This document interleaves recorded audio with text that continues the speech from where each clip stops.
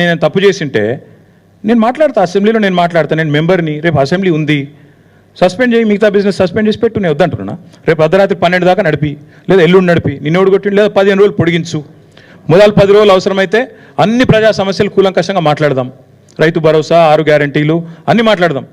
Last 5 రోజులు నీ ఇష్టం, ఒకరోజు ఇది పెట్టు, ఫార్ములా ఇవి పెట్టు, ఇంకో రోజు లగచర్ల పెట్టు, ఇంకో రోజు ఫోన్ ట్యాపింగ్ అంటున్నావు అది పెట్టు, నీ ఇష్టం అనేది పెట్టు, నిన్న ఎవడు ఆపిండు, పెట్టు, వీఆర్ రెడీ.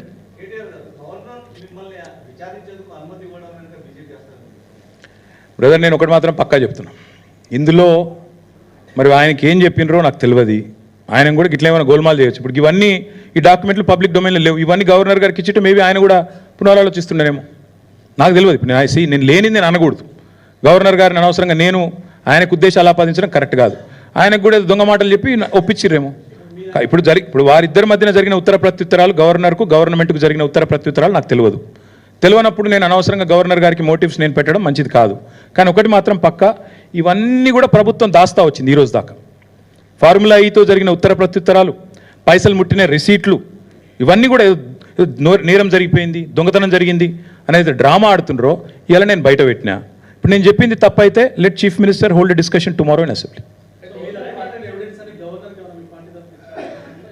బ్రదర్, ఇవాళ ఎఫ్ఐఆర్ అయిందట, ఒక నిమిషం, ఎఫ్ఐఆర్ అయిందట. ఇప్పుడు నేను గింత చెప్పినాక కూడా మెడకాయ మీద తలకాయ నోడైతే గింత చెప్పినాక లెంపలేసుకున్నారే తప్పు జరిగింది అని చెప్పి సపడే కూకోవాలి. ఇక నేను బుద్ధి తక్కువని, నేను ఎవరినైతే వాడిని అరెస్ట్ చేస్తా, ఎల్ఎన్టీ సిఎఫ్ఓని కూడా అరెస్ట్ చేస్తా, ఆయన కేవలం ఒక మాట అన్నాడు కాబట్టి నాకు నచ్చలేదు కాబట్టి నేను అరెస్ట్ చేస్తా అనే మూర్ఖులతో ఏం మాట్లాడతాం? నేను ఒకటే చెప్తున్నా బ్రదర్, లీగల్గా నేనే తప్పు చేయలేదు, నాకు గుండె ధైర్యం ఉంది, నేనే తప్పు చేయలేదు. ఇప్పుడు మళ్ళీ దాని కాయిదాలు నేను చూపెడుతున్నా, కరప్షన్ లేదు, కాకరకాయ లేదని చెప్తున్నా. ఇది ఏసీబీ అనేది అసలు వాళ్ళకి అర్హత కూడా లేదు ఇందులో ఉండడానికి.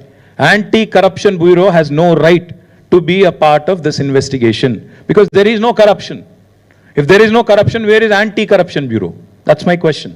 So therefore all I'm saying is we'll face it legally. Whatever it is, we'll face it legally and politically. Thank you. It's all I'm over there.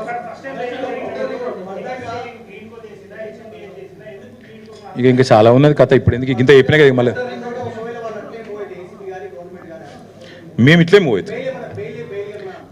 Move అవుతాం, వాళ్ళు అట్లా మూవ్ అవుతారు, మేము ఇట్లా మూవ్ అవుతాం. దమ్ముంటే చేతనైతే రేవంత్ రెడ్డి అనేటోడు మొగోడైతే ముందు ఓఆర్ఆర్ ఫస్ట్ ఆ టెండర్ క్యాన్సిల్ చేయమనండి, ఫస్ట్ అది క్యాన్సిల్ చేయమనండి, ఆ తర్వాత విచారణ చేయమనండి. రేవంత్ రెడ్డి